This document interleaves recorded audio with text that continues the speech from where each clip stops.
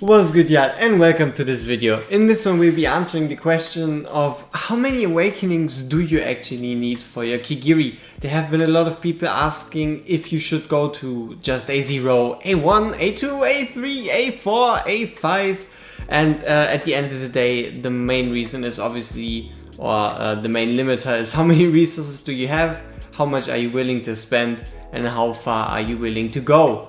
But we're going to make it really simple, and we're going to go pretty straightforward. So overall, we all know Kigiri's kit by now. It works on him doing basic attacks, him doing sweeping strikes every 40 seconds, the ability to do an ember strike if he blocks during his ultimate. He also inflicts bleeds, ignores 50% defense, and he dispels buffs. He also has the ability to after parry get 30% increased attack, which is ridiculous, and also a 25% chance to do his slashing attack twice.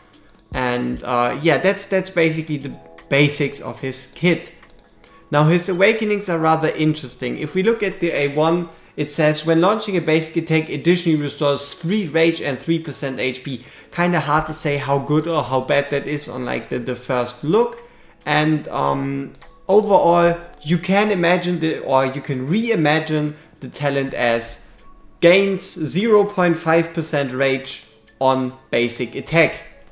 Now, it sounds rather impressive. It's rather interesting. There's just one slight issue, and that is if you take a look at his range right here. His range is a 1-tile range, which means unless you're fighting, let's say, Guild Boss 2 or Guild Boss 1, someone that is super stationary, most of the time the A1 won't even come into question, because with the 1-tile range he really needs to wait for the enemies to come in close, and with most fighters, especially at end game content, they are just going to get shredded by whoever gets so close that they are in a 1-tile range anyway.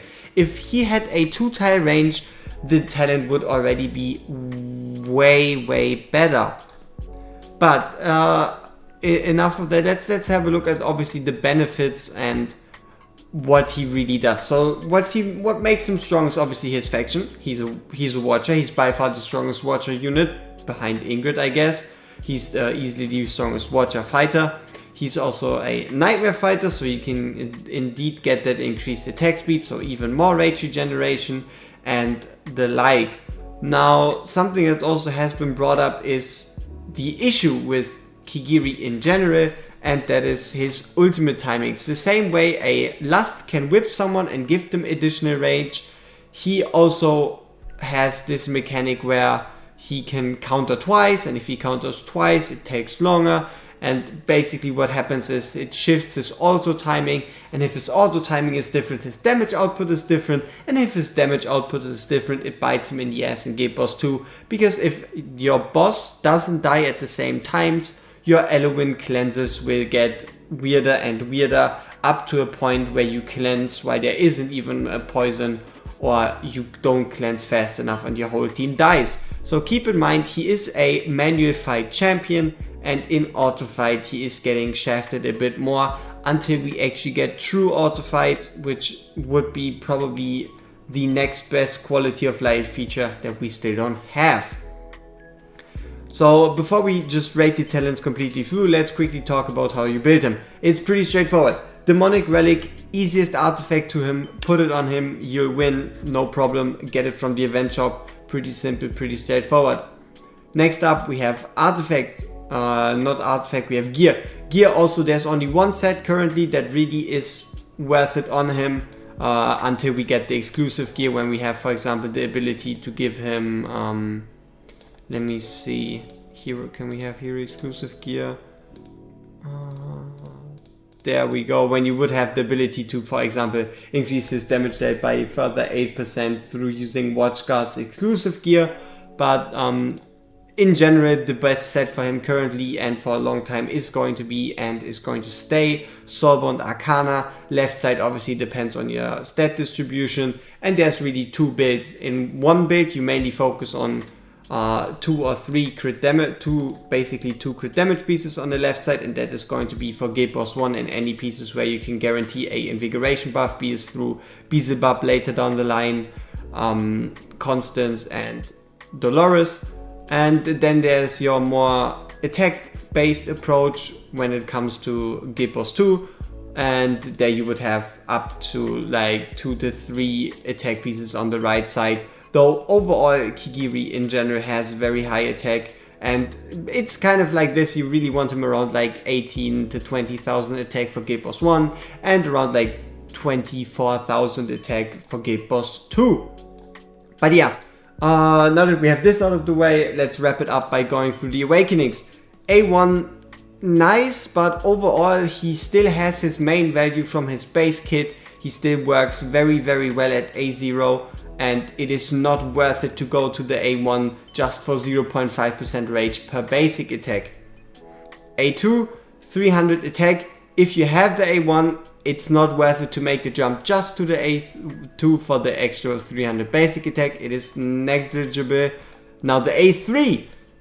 The A3 is kind of this, like, if you have A0 Kigiri but the resources to go to A3, go to A3. The A3 is that good, because what it does within after 10 seconds of every 40 seconds of you doing it or using your ultimate to parry something, he is going to deal increased damage, either 35% one time or a total of 50% by doing 25% twice.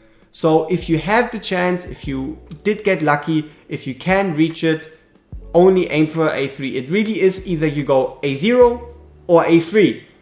And now the next up, you would have the increased penetration. Penetration is also always nice, but it is not something that justifies it.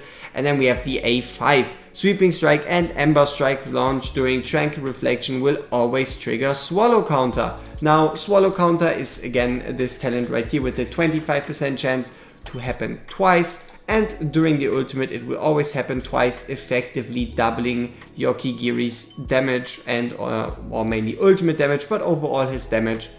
So it really goes like this. If you are at A0 but can't afford A3, stay at A0. If you are at A3, can't afford A5, stay at A3. If you can afford A5, get A5, future-proof your account, max out Kigiri's potential, and get ready for some ridiculousness, because at A5 he absolutely shreds like nobody's business. So yeah, that's kind of really it.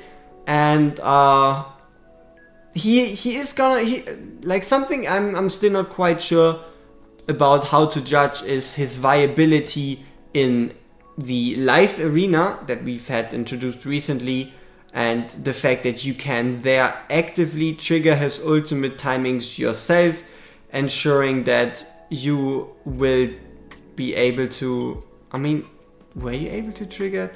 Oh, I have such a bit of memory loss. I mean, I played it myself, right? But I think you were able to trigger the ultimates on your own timings, which would make it way easier and way more justifiable to use him, because you're really only going to see him in Guild Boss 1 and Guild Boss 2 at the moment.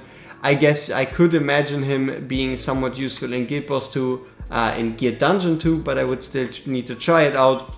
Obviously, you can forget about him in Gear Dungeon 1, and for the gear raids you really have way too many options. I guess you could try him to some success in a Nightmare squad for Gear Raid 1 and a squad as an interesting offensive fighter in Gear Raid 2, but yeah. And also when it comes to the new AMRs, obviously on the ground based units, or basically for be it for 19 or for 22, he's gonna be useful there, but he isn't that useful that I would say he is a must have. As usual, keep in mind his exclusive artifact is absolutely ridiculous. His awakenings are either A0, A3 or A5, nothing in between. See how you want to manage your resources, and also keep in mind that Twyla isn't going to be limited. So even if you summon on Halloween, there is not a guarantee that you are going to get her. So keep that in mind, and we see each other in the next one. Peace out. Bye bye.